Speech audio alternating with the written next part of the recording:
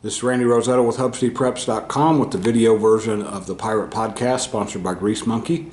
I'm with Karter, Gentry, and Cade Gant. I'm saying the right Cade, or the right Gant, right? Yes, sir. Remember last time I told you I'm always worried about getting you mixed up with your brother. Guys, obviously, last week was kind of a grinder.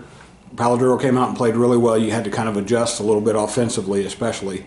Now we get to the point in the season where I think it's cool for you guys. Coaches it may cost them some sleepless nights, but you have two really good teams left in front of you where you have a lot to control in your hands. So let's start with you, Karter. Going up against Wichita Falls Memorial this week, and I'm not even going to mention next week because I don't want to get you or me in trouble. But this week you have a very good opponent, very tough opponent whose only losses so far are to Abilene Wiley and your friends at Friendship. How excited are you guys to get out there? Because this is the time of year when you kind of start figuring out what you can accomplish, where you can head after the regular season. Yeah, I mean, this is the best time of the year. This is why we practice in August and that heat and stuff. And, this is why we play. We're adding some new fronts on the defense. We're going to, trip them up. That quarterback, we're going to hit him early. But we're just going to do our thing. I think Coach Reed, he'll coach a good game. He's a great coach. And we're just going to get after him early. And it'll be a great game. So none of you guys have played against what used to be Wichita Falls, right, or at least not varsity, but you know that there's going to be a lot of similarities. And that was a very odd but very good rivalry for several years. Offensively, what do they do that you guys have to be prepared for? The running back, he's pretty good. We usually contain the run pretty well, so if we get taken care of early, I think we could get after them. Those new fronts we're adding, I think it's gonna stump them, and then we're running some new secondary stuff as well. I think I don't know. I just like us at home. Senior night, I think we're gonna play really hard with a lot of grit, and I think the juniors and seniors. It means a lot. I mean, senior night, big district game, and then I know we're not gonna talk about next week, but this guarantees the top 2 spot and at home. So I think we're gonna play really hard. And we're 8-2 against Ryder all time, and so I think I like us. Okay, I mentioned what your defense has to prepare for.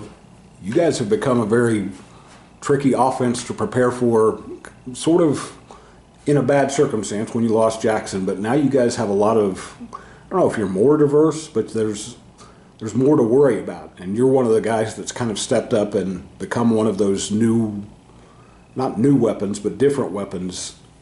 We're, 5-6 weeks beyond Jackson getting hurt. Where is this offense right now? How good do you guys feel about what you're doing with the ball?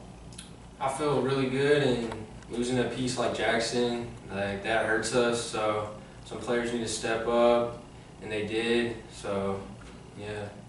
Well, last week you guys didn't get real fancy in the second half. I know that was by design. That was what Coach wanted you to do, to come out in the second half. And as a receiver, you probably got a little bit bored. You had to do a lot of blocking instead of route running. But how refreshing was it to see you guys come out and just take control like you did in that second half against Paladuro and kind of show that you can still power run the game or power run the ball if you need to? Yeah, so came out with power run, and they couldn't really stop it, so we're going to keep doing it, just do whatever we can to get to the end zone.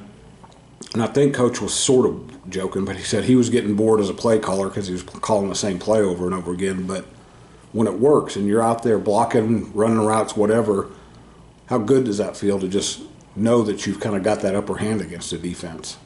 It feels good, and it gives us a lot of momentum for the game, and just battle it out. Did you and Michael go to the coaches after the game and said, this was fun, but can we find some way to get us the ball a little bit more after this week? Nah, we didn't. I was just kidding. We've talked about what Ryder has done in the past. For both you guys, what are they good at this year? Let's start with you, Cade. What are they good at this year? What's different about them, or what is different about them than anybody you've played so far? Well, they have some athletes, obviously, and they got good run defense, and we just got to execute our stuff, play at a high level, play hard. You guys have, you mentioned it, Carter, at home you're a little bit of a different animal most of the time. How much do you need to feed off your crowd in a game that seems like it's going to be pretty evenly matched? I mean, the crowd affects a lot. You know, I have some family coming in from Arizona from senior night, and then, I mean, that's just fuel to play hard. And then the student section, you know, we always have a good student section, so I think that'll be a big factor to help us a lot. So. What are you guys doing well defensively right now that you feel confident in? You mentioned some changes, but you I don't know if you need to change a whole lot. You guys are pretty good on defense. Our front seven is obviously really good. It helps our job as a secondary player a lot too. We run to the ball. You know, Coach Reed really emphasizes run to the ball, hustling. You know, we're going to play harder than any defense they've seen, and it's going to be a good game. You guys have a lot of tone setters, but I was watching the game with somebody who hadn't seen you guys the other night, and Cole made a play. And, you know, you look at Cole, and Cole doesn't – when he's getting off the bus, he might catch your attention. But when you put him between those lines, Cole sets a tone for you guys on that side of the ball. No doubt, Cole's a beast. You know, he's the leader of our defense. He's the anchor. Him and Papa, you know, they're our game changers. Malik too. I mean, I don't think they're ready for Cole, Papa, and the whole defense. But I'm sitting here talking to maybe the fastest guy on defense, right? Yes, sir. Your name, I've gotten familiar with your name during track season in particular.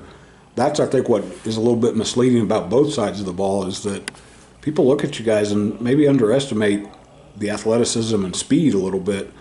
Cade, is that something that you've been able to almost take or kind of use as a secret weapon, especially since Jackson's been out, that maybe people don't expect guys like you and Shemaine and some of those other guys that aren't Jackson to be able to make home run plays? They know Michael's going to make them. Michael, you can't hide Michael on video, but you other guys, do you feel like you've kind of carved a nice place with this offense? Yes, I did, and sometimes they might double Mike or something, and me and Deuce, just the other players are making plays, and they can't really do that. So, yeah. You guys seem like a very confident team. I would think Coach would say that the game at Palo Duro wasn't your best game execution-wise, but you guys played with confidence and just intensity and aggressiveness. When you're not playing at your best, is that kind of when you find out what you're made of, Carter? For sure, especially last week against Palo Duro. You know, I think the defense had to come up a little, you know, which we like, you know, defense. I mean, we trust our coaches. That's what helps our confidence so much, you know, 100% trust in them that they're going to call what we think is best. And so that helps a lot. And in a game like Palo Duro, I think it helped us in the long run.